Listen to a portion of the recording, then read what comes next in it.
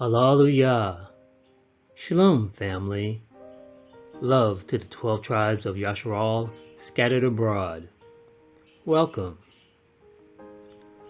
On our journey to return to the laws, commandments, and statutes of the Most High Yah, and return to the covenant that Yah made with our fathers, we as Bnei Yasharal, Israelites, and proselytes, non-Israelite converts, we want to make sure that we return wholeheartedly to the ancient paths. In this video, we're going to talk about what the Torah teaches about dealing with the bodies of dead animals. Now we have two categories of animals. We have clean animals and unclean animals. Let's look at what the Torah teaches about dealing with their carcasses.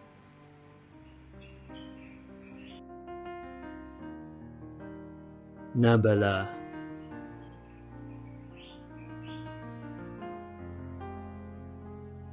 Nabala is the Hebrew word which is translated into English as carcass or corpse. A flabby thing that is a carcass or carrion.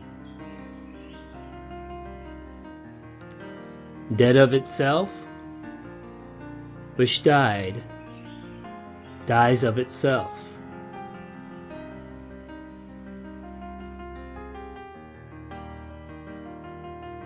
Wa'ikra, Leviticus chapter 11. Nevertheless, these shall you not eat of them that chew the cud, or of them that divide the hoof, as the camel, because he chews the cud, but divides not the hoof, he is unclean unto you. And the coney, because he chews the cud, but divides not the hoof, he is unclean unto you.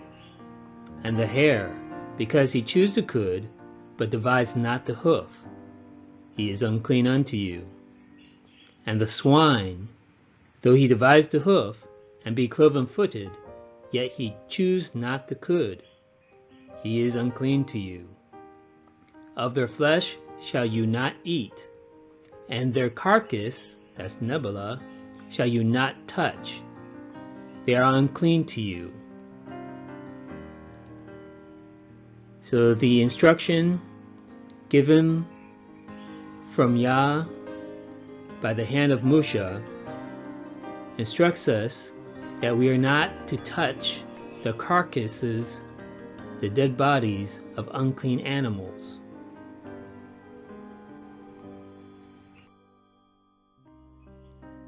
Devarim, Deuteronomy chapter 14. And the swine, because it divides the hoof, yet chews not the cud, it is unclean unto you. You should not eat of their flesh, nor touch their dead carcass. So if it happens in a case where you do come in contact with the dead carcass, we will see that the instruction is to do a mikvah. We're to wash our bodies and the clothes that we are wearing, and we will be unclean unto the even.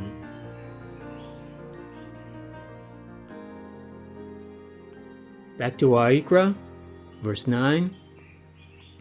These shall you eat of all that are in the waters, whatsoever has fins and scales in the waters, in the seas and in the rivers, them shall you eat. And all that have not fins and scales in the seas and in the rivers, of all that move in the waters, and of any living thing which is in the waters, they shall be an abomination unto you. They shall be even an abomination unto you. You shall not eat of their flesh, but you shall have their carcasses in abomination. Whatsoever has no fins nor scales in the waters, that shall be an abomination unto you. So again, of sea life, their dead bodies are to be an abomination, something that is disgusting, repulsive to us.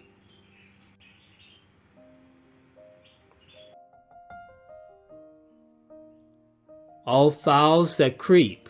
So the word fowls here is referring to flying creatures. All fowls that creep, going upon all four, shall be an abomination unto you.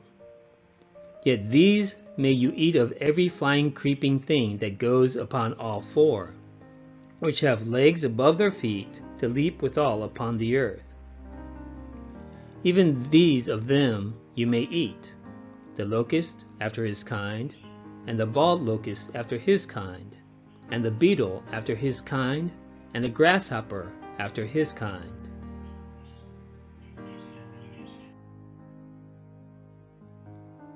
But all other flying creeping things which have 4 feet shall be an abomination unto you, and for these you shall be unclean.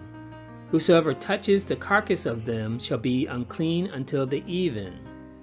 And whosoever bears aught of the carcass of them shall wash his clothes and be unclean until the even. So these are flying creatures, referring to insects having 4 feet. Today we would say that insects have 6 legs. But here the description is talking about 4 feet and 2 arms. So still there are 6 appendages according to the ancient description. We are to do a mikvah, do a baptism, to wash our bodies and our clothes when we come in contact with the dead bodies of these unclean insects. We are unclean until the evening.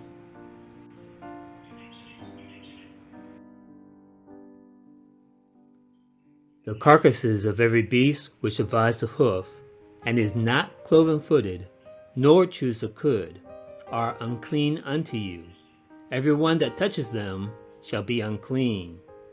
And whatsoever goes upon his paws, among all manner of beasts that go on all 4, these are unclean unto you. Whoso touches their carcass shall be unclean until the even. And he that bears the carcass of them shall wash his clothes, and be unclean until the even.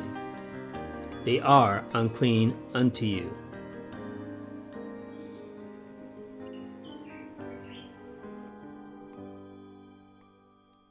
These also shall be unclean unto you among the creeping things that creep upon the earth, the weasel, and the mouse, and the tortoise after his kind, and the ferret, and the chameleon, and the lizard, and the snail, and the mole. These are unclean to you among all that creep.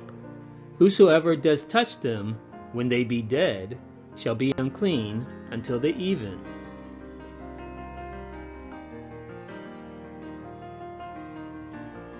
And upon whatsoever any of them, when they are dead, does fall, it shall be unclean, whether it be any vessel of wood, or raiment, or skin, or sack, whatsoever vessel it be, wherein any work is done, it must be put into water, and it shall be unclean until the even, so it shall be cleansed. And every earthen vessel, wherein any of them falls, whatsoever is in it shall be unclean, and you shall break it. Of all meat, and here meat is Old English, so of all food which may be eaten, that on which such water comes shall be unclean, and all that drink that may be drunk in every such vessel shall be unclean. So this is the instruction. If a vessel of wood or cloth or animal skin, when it comes in contact with the dead body of these unclean animals, it must be washed, and it will be unclean until the evening. However, if it is a clay pot, if an unclean animal falls into it, that clay pot must be broken. Of any food that is available to be eaten, or any drink, whether it's water or wine, wherever it may be, if a dead animal falls into it, it is unclean and is no longer good to be eaten or drunk.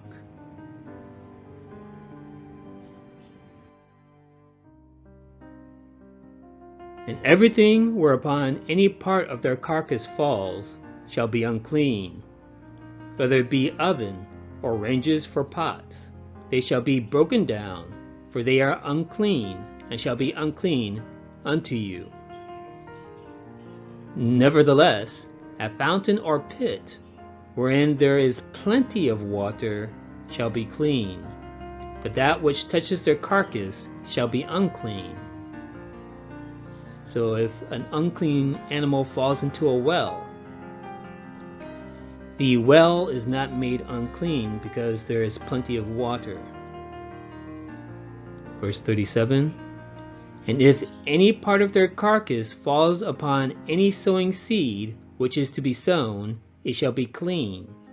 But if any water be put upon the seed, and any part of their carcass fall thereon, it shall be unclean unto you. Do me a huge favor and smash the like button. And also consider subscribing. It really helps me to grow the channel. And the more the channel grows, the more we all can spread the word. And if any beast of which you may eat die, so this is now talking about the carcass, the dead body of a clean animal. He that touches the carcass thereof shall be unclean until the even, and he that eats of the carcass of it shall wash his clothes, and be unclean until the even. He also that bears the carcass of it shall wash his clothes, and be unclean until the even. Devarim, Deuteronomy chapter 14. You shall not eat of anything that dies of itself. You shall give it unto the stranger that is in your gates, that he may eat it, or you may sell it unto an alien. For you are a set-apart people unto Yahuwah Alaik. You shall not see the kid in his mother's milk. So this is the commandment concerning a clean animal that is found dead.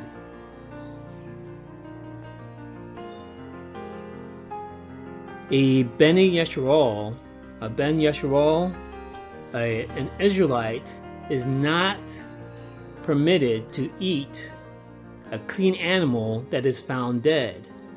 However, a proselyte, a foreign convert, a stranger that sojourns among us,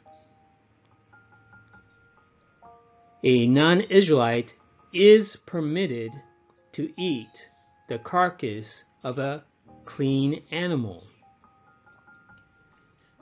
And when he eats of that animal, he is unclean. He must do a mikvah, he must do a baptism, wash his body and his clothes, and he's unclean until the evening.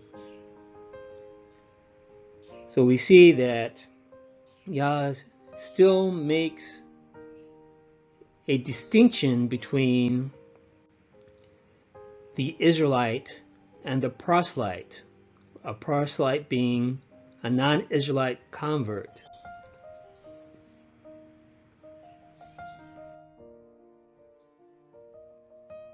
Wa'ikra, Leviticus chapter 7.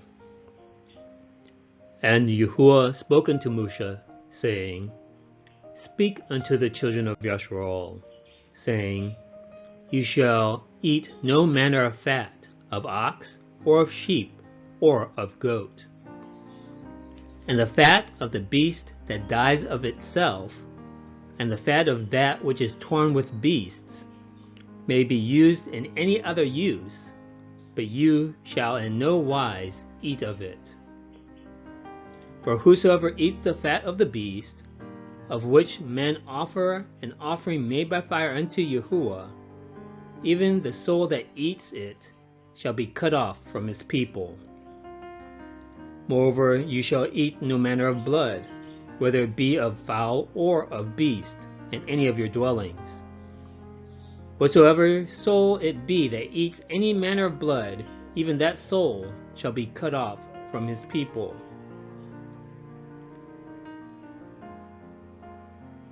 The Torah prohibits Israelites from eating blood or fat.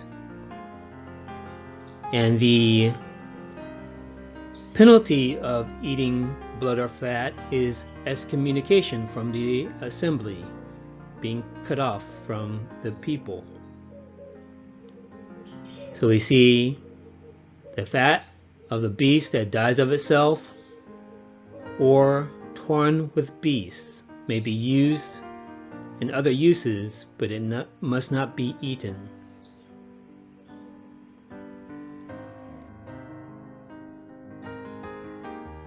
Chapter 22.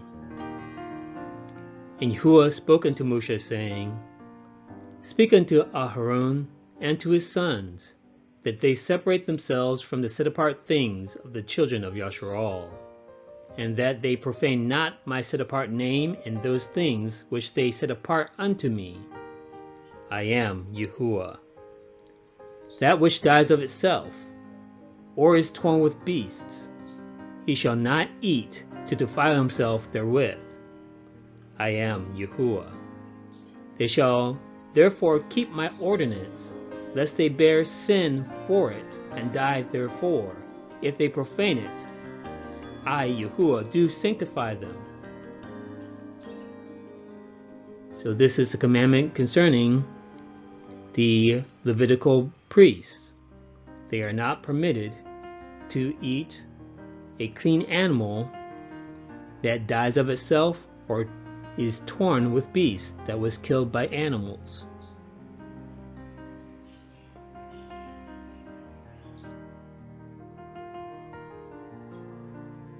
Ezekiel chapter 4. And you shall eat it as barley cakes, and you shall bake it with dung that comes out of man in their sight. And Yahuwah said, Even thus shall the children of Yasharal eat their defiled bread among the nations where I will drive them. Then said I, Adonai Yahuwah, behold, my soul has not been polluted, for from my youth up, even till now, have I not eaten of that which dies of itself, or is torn in pieces, neither came there abominable flesh into my mouth.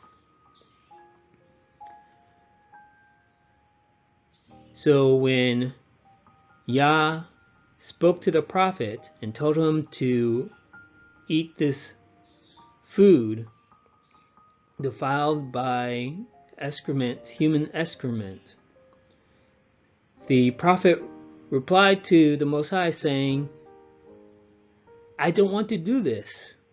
I have never polluted my body with anything unclean.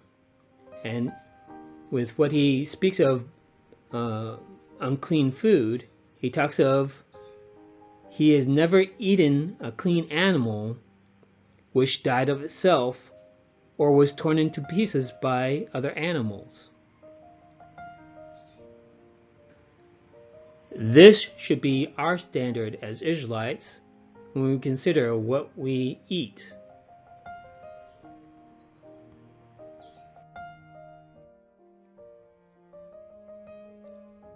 Acts chapter 15, at the Jerusalem Council, when there was a controversy about how to deal with Israelites of the house of Yasharal that were scattered among the nations that were returning back to the covenant. We have the decision from Jacob or James.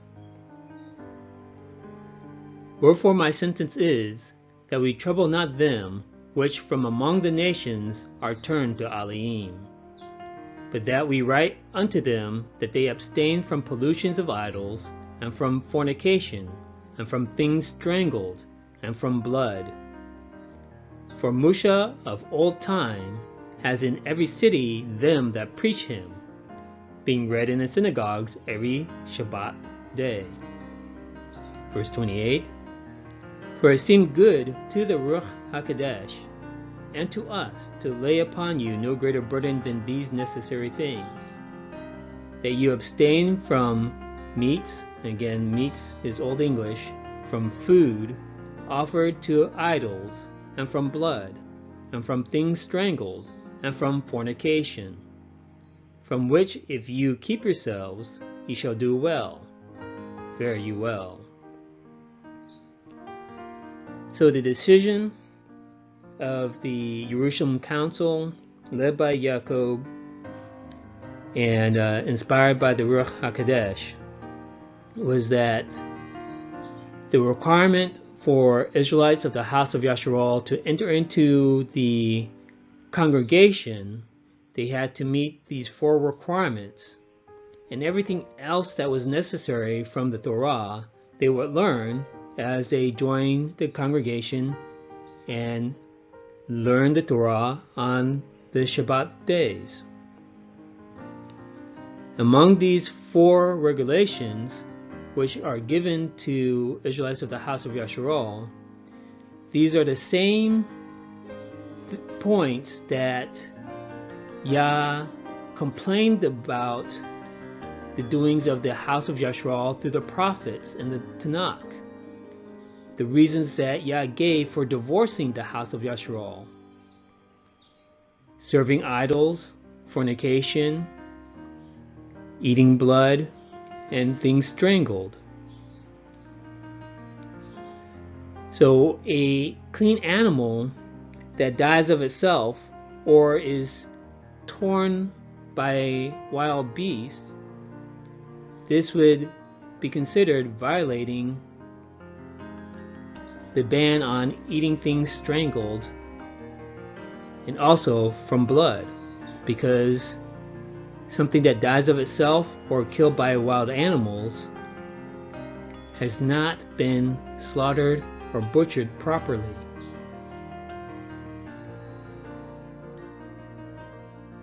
That word there, strangled, is translated from the Greek niktos, which means suffocate, strangle. An animal deprived of life without the shedding of blood. Throttled, choked to death.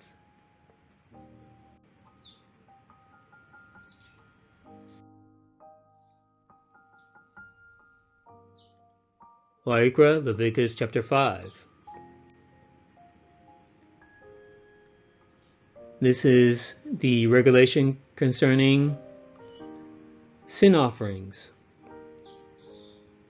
Or if a soul touch any unclean thing, whether it be a carcass of an unclean beast, or a carcass of unclean cattle, or the carcass of unclean creeping things, and if it be hidden from him, he also shall be unclean and guilty. And it shall be, when he shall be guilty in one of these things, that he shall confess that he has sinned in that thing. So, a person who touched the dead body of an unclean animal and didn't realize it and failed to do the mikvah or the baptism, after he realizes what has happened, that he failed to fulfill the requirements of the Torah, that he has sinned, and sin is transgression of the Torah, he is to bring an offering, a trespass offering to Yah for what he has done. Verse 6, and he shall bring his trespass offering unto Yahuwah for his sin which he has sinned, a female from the flock, a lamb or a kid of the goats, for a sin offering, and the priest shall make an atonement for him concerning his sin. So this is concerning failing to fulfill the requirements of the Torah in ignorance, by mistake.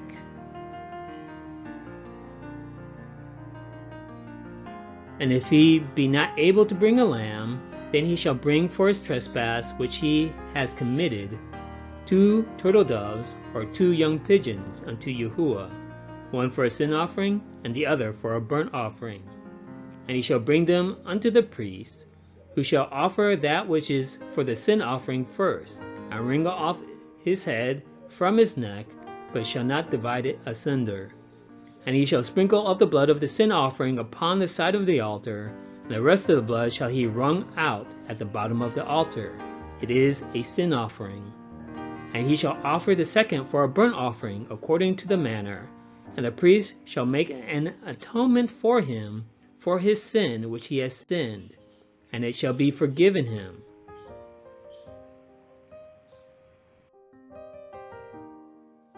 But if he be not able to bring 2 turtle doves or 2 young pigeons, then he that sins shall bring for his offering the 10th part of an ephah of fine flour for a sin offering. He shall put no oil upon it, neither shall he put any frankincense thereon, for it is a sin offering. Then shall he bring it to the priest, and the priest shall take his handful of it, even a memorial thereof, and burn it on the altar. According to the offerings made by fire unto Yahuwah, it is a sin offering. And the priest shall make an atonement for him as touching his sin, that he has sinned in one of these, and it shall be forgiven him, and the remnant shall be the priest, as a meat offering.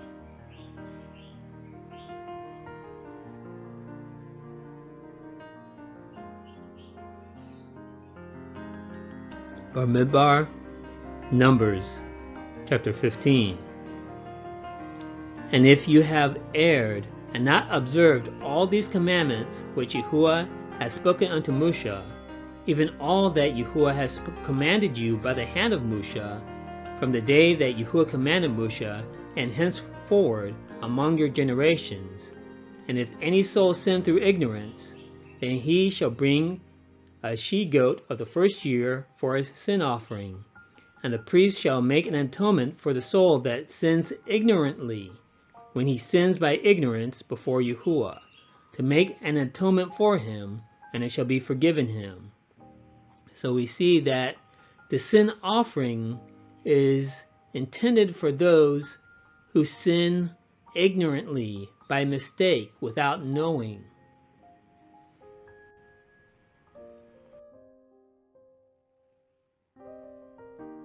You shall have one Torah for him that sins through ignorance, both for him that is born among the children of Yasharal, and for the stranger that sojourns among them.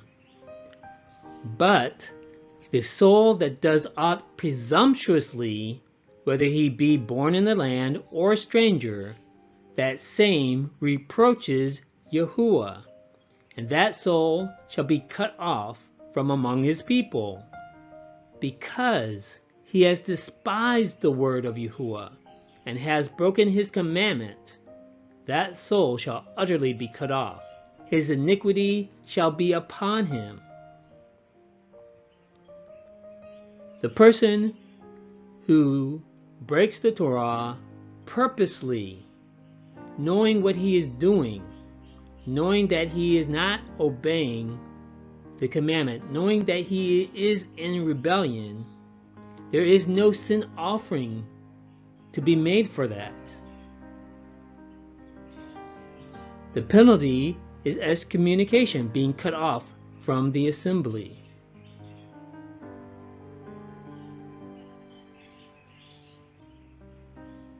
So in our return to the ancient path, we have to understand when we accept the renewed covenant that we need to take this seriously.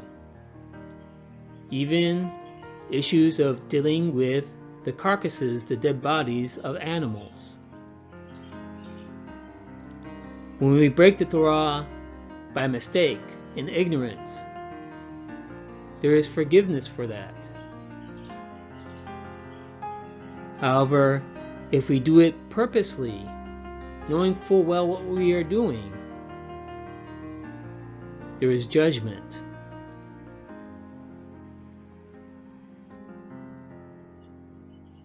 Ibrahim, Hebrews chapter 10. For if we sin willfully, after that we have received the knowledge of the truth, there remains no more sacrifice for sins, but a certain fearful looking for of judgment and fiery indignation, which shall devour the adversaries. He that despised Musha Torah died without mercy under 2 or 3 witnesses. And that was the regulation for a death penalty. To receive a death penalty, you needed 2 or 3 witnesses.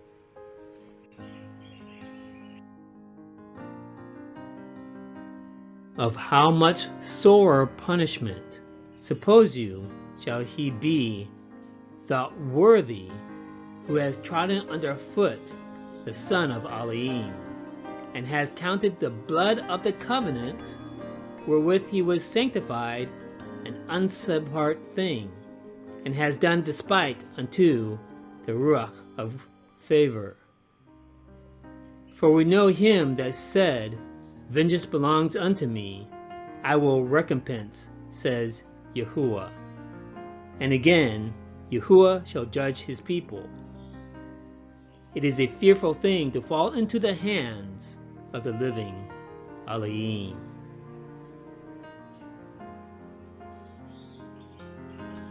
So Yahusha did not come to destroy the Torah or the prophets. He came to fulfill. And in fact, he made the Torah stronger.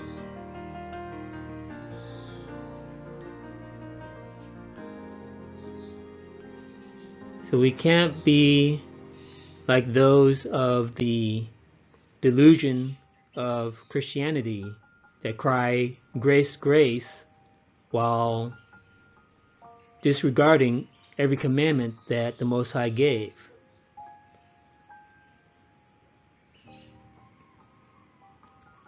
Yah has given us a chance to return back to his covenant. And he commands us to stop sinning. And sin is transgression of the Torah. So let's consider what we are doing and how we are living, even when it comes to our diets and how we live our lives. And put these commandments into action in our everyday life concerning dealing with the carcasses, the dead bodies of animals.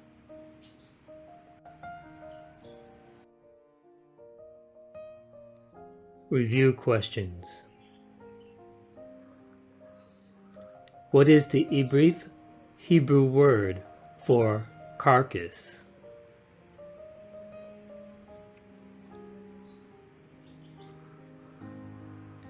What is a person to do after coming in contact with the carcass of an unclean animal?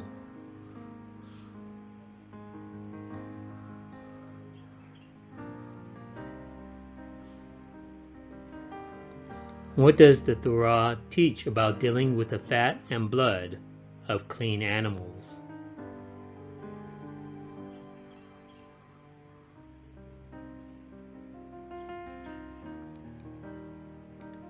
Who is permitted to eat the flesh of the carcass of a clean animal?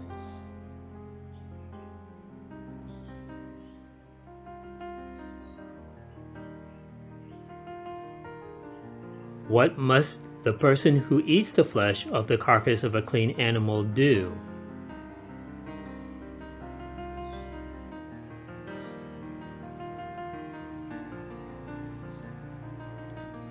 What are the requirements of an Israelite of the house of Yasharal to join the assembly?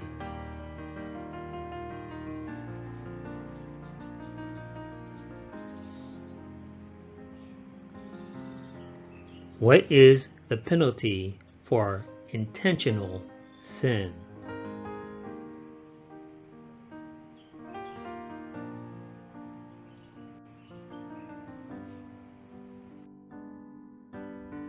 Drop your answers in the comment section below. Fear Elohim and keep his commandments, for this is the whole duty of man. Bind up the testimony, seal the Torah among my disciples. Shalom, family. Thanks for watching. Don't forget to click the subscribe button. Like, comment, and share.